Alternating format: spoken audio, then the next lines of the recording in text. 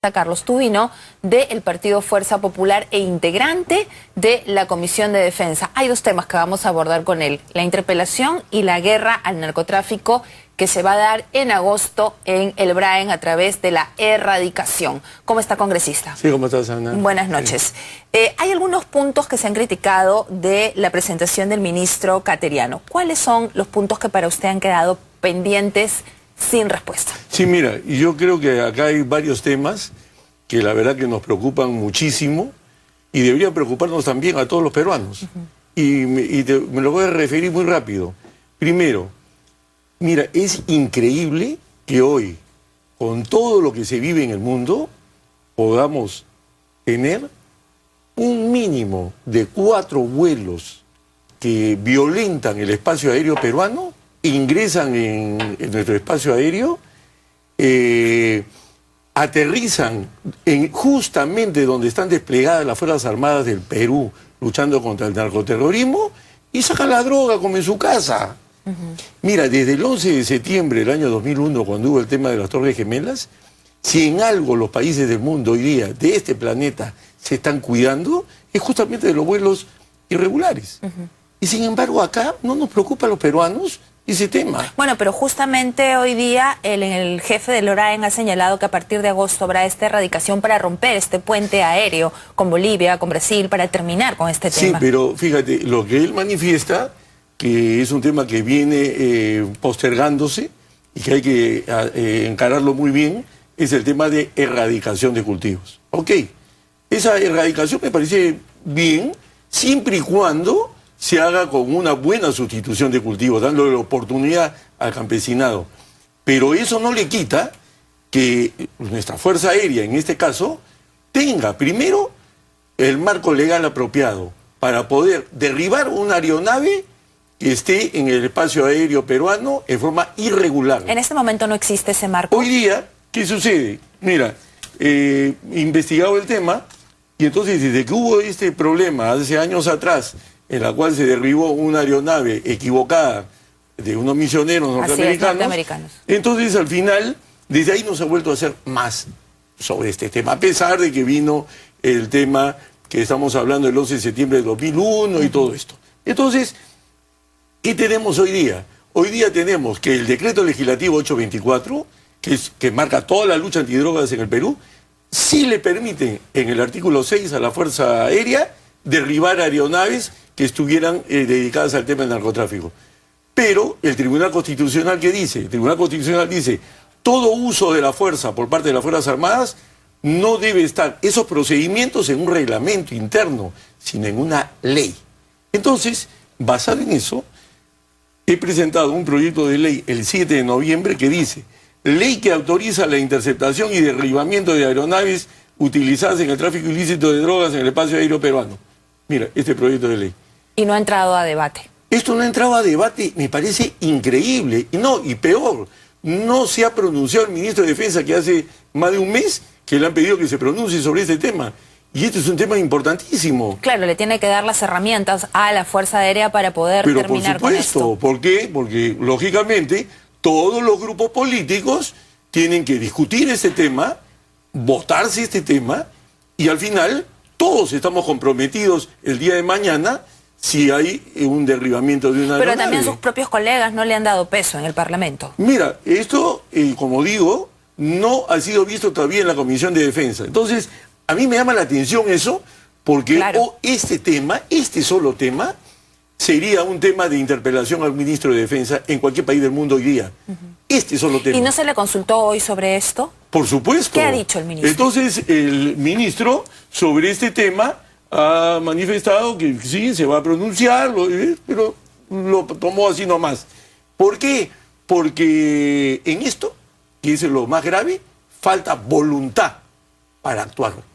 Falta voluntad. Y entonces, yo no voy... ¿Pero qué tipo de voluntad es la que falta? El gobierno gana, el país gana, si es que se logra erradicar el narcotráfico. Pero sobre todo evitar que estas naves de otros países lo que tiene que saber la ciudadanía es que esto sí afecta a la seguridad ciudadana. Entonces queremos más seguridad ciudadana viviendo entre narcotraficantes que se dedican a hacer este tipo de negocio en el país, con estas mafias No, acá. por supuesto que eso no queremos. Por supuesto que no. Entonces, tenemos este tema. Este tema se ha pronunciado el ministro de Defensa como corresponde, y encarándolo y diciendo, sí, señores, no va a haber más derribamientos, o digo, no va a haber más aeronaves de este tipo ingresando al territorio peruano o al espacio aéreo peruano. Ahora, por otro lado, yo sí censuro al ministro de Defensa en lo siguiente. Él sí tiene responsabilidad en la priorización de los gastos de defensa. Y hoy estamos invirtiendo a buena hora en temas de defensa en el país. Pero, ¿estamos invirtiendo con una prioridad adecuada? ¿Usted le parece que no? Por supuesto que no. ¿Por qué? ¿Por qué? Porque, basado en lo siguiente, así de simple, es un hecho que tenemos un frente abierto al interior de nuestro país luchando contra el narcotráfico y el narcoterrorismo, es un hecho, sí. Cualquier otro supuesto relacionado con el frente externo en el Perú, ¿es un hecho o un supuesto? Es un supuesto. En cualquier escuela de guerra en el mundo te van a decir que los hechos siempre deben ser priorizados sobre los supuestos. ¿Le parece que no hay prioridad respecto del BRAEM, por ejemplo? El presidente ha mencionado obras importantes, y no solo el presidente, he recogido yo también algunos testimonios de personas que están allá, y no será perfecto, pero han notado mejoría. Hay mejoría, pero no se ha priorizado adecuadamente las adquisiciones militares, poniendo en prioridad máxima al BRAE sobre cualquier otra consideración. ¿Concretamente en qué? Por ejemplo, te voy a decir otro ejemplo. Hoy día hemos lamentado en el Congreso, y varios congresistas lo han dicho, el tema de la muerte de una persona inocente por un error en un bombardeo. Mazángaro. Así es. Y entonces, ¿eso hay derecho de que suceda en un país en mediano desarrollo? Acaba de estar Antero Flores acá y nos ha señalado que estos eventos pueden suceder, no es lo deseable, no es lo que pasa. Él ha sido ministro de Defensa. Sí. ¿Qué ha pasado antes con otros ministros? Muy bien. Y le podría haber pasado. Sí, podría pasar, claro que puede pasar. Siempre y cuando el Estado, en este caso el gobierno, en este caso el ministro de Defensa, le hubiera dado a las Fuerzas Armadas lo mejor que le puede dar en el mercado para no errar cuando se hace un apoyo aéreo cercano. Sin embargo, ¿qué cosa es lo que tenemos y qué le damos a nuestras Fuerzas Armadas y en este caso a la Fuerza Aérea? Tecnología de los años 70 del siglo pasado. ¿Con eso no queremos errar en el año 2013 o 2014 ahora? Entonces, ¿de qué estamos hablando? ¿Estamos haciendo una priorización adecuada? No la estamos haciendo adecuadamente. ¿Y quién es el responsable de eso? El ministro de Defensa. Pero concretamente, ¿en qué? No entiendo. Porque... Mira, por ejemplo, en las adquisiciones, si yo tengo que priorizar, por ejemplo, yo tengo que priorizar adquisiciones para dar en el blanco cuando yo doy apoyo aéreo cercano. ¿Qué significa apoyo aéreo cercano? Que yo soy, por ejemplo, una patrulla en el BRAE y yo necesito que un apoyo aéreo de bombardeo a 200 metros donde yo me encuentre, por ejemplo. Y para eso existe tecnología hoy día en el mundo, existen aeronaves especiales para eso, y eso debe tener priorización para su adquisición. Sin embargo, si yo utilizo tecnología para ese apoyo aéreo del siglo pasado, de los años 70, entonces la posibilidad de error se maximiza. O sea, cuando el ministro tiene que minimizar con sus decisiones las posibilidades de errores en las Fuerzas Armadas. Y estos helicópteros que han comprado, que iban para el BRAEM, supermodernos, para estos temas, o sea, para desásnenos, porque el público no maneja este nivel de detalle. Este apoyo que se quería dar en Mazángaro era un apoyo para darlo con bombas inteligentes, con un avión de ala fija, no con un helicóptero. Entonces, ¿y eso lo tenemos? No lo tenemos. ¿Nos hemos dedicado a invertir en otros temas? Sí. ¿En cuáles otros temas se está gastando mal el dinero? Superioridad aérea, por ejemplo. Y entonces, eso en el caso de la Fuerza Aérea, entienden muy bien de qué se trata. Entonces, yo creo que acá, donde se encuentran hoy día los peruanos que ponen el pecho por todos nosotros en el BRAE, merecen lo mejor que el Estado le puede dar. No se los está dando, y ese es el problema. Justamente cuando veíamos esta noticia respecto de que las fuerzas del orden están en guerra con narcos por estas 72 pistas y que iban a empezar las erradicaciones en agosto, una de las cosas que nos movió a conversar con usted era precisamente de qué manera se puede apoyar a los soldados, a los miembros del ejército y de la policía que están trabajando en el BRAEN concretamente. Si hubiera algo concreto que el gobierno debiera hacer en este momento para conseguir lo que usted señala, ¿qué sería? Sí, primero lo que he mencionado, las adquisiciones priorizadas. Así, bien priorizadas, garantizando un apoyo aéreo cercano a nuestras tropas, de tal manera que el día que tengan un emboscado, tengan un problema, en minutos tengan el apoyo aéreo necesario para dar en el blanco y asistir a nuestras tropas en el momento que se encuentran en una situación de combate.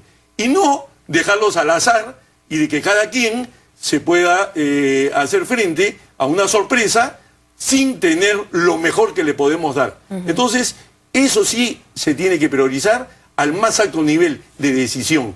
Por otro lado, yo he presentado un proyecto de ley que ha sido aprobado en el Congreso, en el Pleno del Congreso, observado por el Poder Ejecutivo, que me llamó la atención, en la cual se dice que las Fuerzas Armadas en zonas declaradas en estado de emergencia deben hacer interdicción contra el narcotráfico y de tal manera de que se detenga a la persona que está involucrada en este delito y se decomise lo que... Los insumos o la hoja de coco. Y se ponga a disposición inmediatamente de la policía. ¿Y por algo totalmente lógico. ¿Y por qué le observaron eso? Eso ha sido observado porque no queremos involucrar a las Fuerzas Armadas del Perú en la lucha contra el narcotráfico. Siempre queremos que estén involucrados, pero con la policía al lado, para que si hay algún problema, sea la policía la que responda. Cuando realmente las posibilidades de aumentar la interdicción en cualquier país es utilizando todos los medios disponibles. El ejemplo está en Colombia. De la droga que produce Colombia, o sea, estamos hablando en este caso de la cocaína, ellos decomisan el 45% de lo que se produce. ¿Y el Perú en cuánto crees que está? 8%. Es una vergüenza. Y entonces, ¿cuál es la diferencia? Entonces alguien preguntaría, ¿cuál es la diferencia entre los dos países? Que en Colombia las Fuerzas Armadas decomisan droga directamente, sin asistencia de la policía. Han sido preparados y entrenados para eso. ¿Eso no lo podemos hacer nosotros? Por supuesto que sí. Y ya lo hemos hecho antes. Yo cuando he sido jefe político militar en el año 96, estaba vigente la ley 26-24-7 de lucha contra el narcotráfico y las Fuerzas Armadas podíamos participar en esa lucha.